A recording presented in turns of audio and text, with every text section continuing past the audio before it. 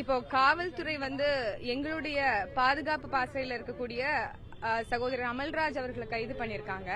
அவங்களை கைது பண்ணி என்ன சொன்னாங்க அப்படின்னா, காவல்துறை கிட்ட அத்துமீறி நடந்துகிட்டதாக குற்றம் சாட்டி இருக்கிறாங்க.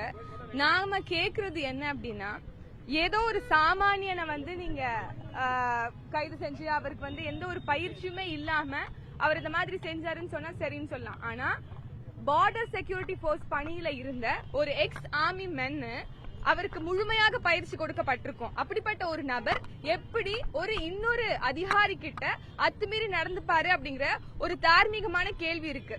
வீடியோ ஆதாரங்கள்னு சொல்லப்படக்கூடிய காட்சி நிறையவே நம்ம கிட்ட சாட்சியங்களாக கையில இருக்கு. ஒரு கார்டா இருக்கிறவங்க, வீட்டுல கார்டா இருக்கிறவங்க யாரு வரா, எதற்கு வரா, என்ன தேவை, என்ன செய்தி அப்படிங்கறது கேக்குறது ஒரு அடிப்படை. அது எல்லாருக்குமே தெரியும். அந்த வீடியோவை பார்க்கும்போது என்னன்னு கேட்க வரதுக்கு முன்னாடியே ஆய்வாளர் அவர்கள் கைய வச்சு தட்டி அவங்க கிட்ட வன்முறையா நடந்துட்டது வீடியோக்கள்ல இருக்கு.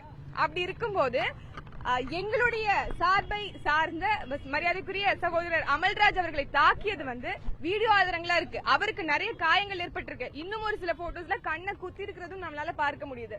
அப்படி இங்க இருக்கக்கூடிய காவல்துறை தான் அத்துமீறி நடந்துகிட்டது அப்படிங்கறத எல்லா ஊடகமும் காட்சிப்படுத்திருக்குது. இதை தாண்டி அவங்களை ரிமாண்டும் செய்திருக்கு அப்படின்னா இதை மக்கள் பார்த்து கொண்டு இருக்கிறார்கள். கட்டாயம் நீதி சரியானவற்றில் தான் கிடைக்கும். வாய்மையே வெல்லும் வெறும் எழுதி வச்சா பத்தாது, வெறும் எழுதி வைத்தால் பத்தாது. உண்மை என்னவோ அதை ஆராய்ந்து அதற்கு சரியான தீர்வை கொடுக்க வேண்டும். இன்னைக்கு தொடர்ச்சியாக நாம் தமிழர் கட்சியை பார்த்து அச்சப்படுகிறது, பயப்படுகிறது அப்படிங்கறது நமக்கு நல்லாவே தெரியுது. இவ்வளவு பணபலம், படைபலம் எல்லாமும் இருந்து நீங்க சொல்ற மாதிரி எதுவுமே இல்லாத நாம் தமிழர் கட்சியை பார்த்து ஏன் பயப்பட வேணுங்கிற கேள்விதான் நமக்கு இருக்கு. அந்த செய்தியை எங்களுடைய தலைமை அலுவலக செய்தி குறிப்பு கட்டாயம்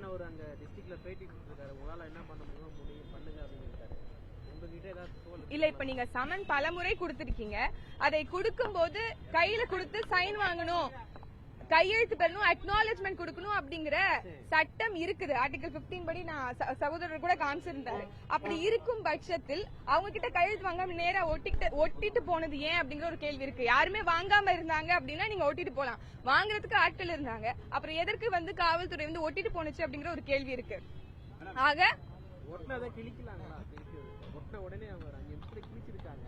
கேட்டா அண்ணி கேட்டாங்க அப்படின்னு சொல்றாங்க. கிழிச்சிருக்காங்க. அந்த வீடியோவும் பதிவாயிருக்கு. இல்ல நம்ம வீட்டை ஒரு அலங்கார பொருளா என்ன சமன் ஓட்டுறது என்னமோ.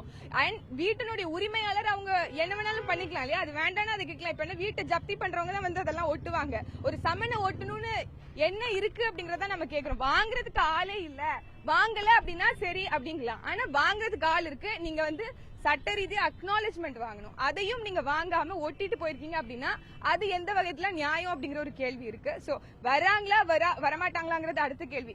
கட்டாயம் இதை வழக்காடு மன்றத்தை சந்திக்கிறதுக்கு தயாராக நாம் தமிழர் கட்சியும் நாம் தமிழர் கட்சியினுடைய தலைமையும் இருக்கு அப்படிங்கறதுல உறுதியா இருக்கும். இல்ல அததான் நீங்க பாலிமர் ஊடகத்தை பாத்திருந்தீங்கன்னா தெரியும். அதுல வெளிப்படையாவே தெரியுது.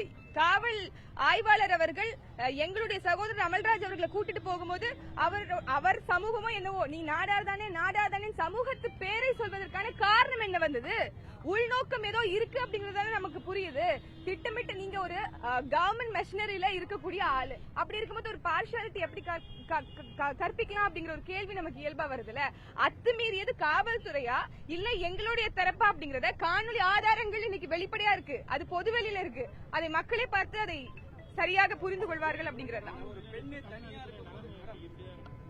இங்க யாருக்குமே பாதுகாப்பு இல்லைங்க. அது பெண்ணோ ஆணோ வயதான மக்களோ யாரா இருந்தாலும் இங்க பாதுகாப்பு என்பது மிக மிக மோசமான கேவலமான ஒரு நிலையில இருக்கு அப்படிங்கறதுக்கு ஒட்டுமொத்த இந்தியாவும் சாட்சியாக இருக்கு. இன்னைக்கு தமிழ்நாடு இப்படி பாதுகாப்பற்ற சூழல்ல மாறிட்டு போகுதுன்னு நினைக்கும் போது பெரும் கவலையும் வேதனையுமாகத்தான் இருக்கு.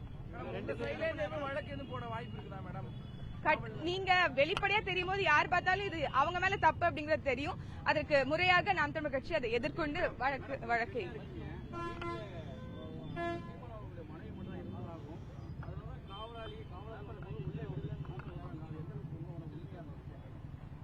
இப்போ எங்களுடைய தலைமை ஒருங்கிணைப்பாளர் சீமான் அவர்கள் வீட்டுல இல்லாத போது நீங்க வீட்டுக்குள்ள வர்றது முதல்ல என்ன பெர்மிஷன் வாங்குனீங்க அப்படின்னு ஒரு கார்டு, ஒரு வீட்டினுடைய பாதுகாவலர் கட்டாயம் கேட்பாங்கல்ல, ஏன் வரீங்க, எதற்கு வரீங்க அப்படின்ட்டு. வீட்டுல பெண்கள் இருக்கிறாங்க, பிள்ளைங்க இருக்கிறாங்க அப்படிங்கும் போது நீங்க அத்துமீறி உள்ளே நுழைறீங்க அப்படின்னா ஏன் எதுக்குன்னு கூட கேள்வி கேட்க கூடாதா? அது யாரா இருந்தா என்ன?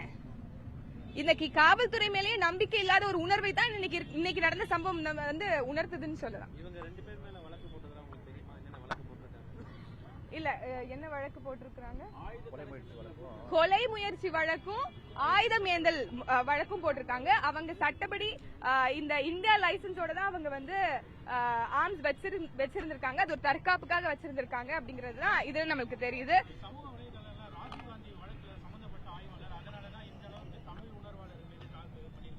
மேபி அவங்களுக்கு ஏதாவது ஒரு உள்நோக்கம் இருக்கா அப்படிங்கறது சந்தேகத்துக்கு உட்பட்டது அப்படின்னு தான் நான் பாக்குறேன். என்னுடைய பேர் ஃபாத்திமா ஃபர்ஹானா.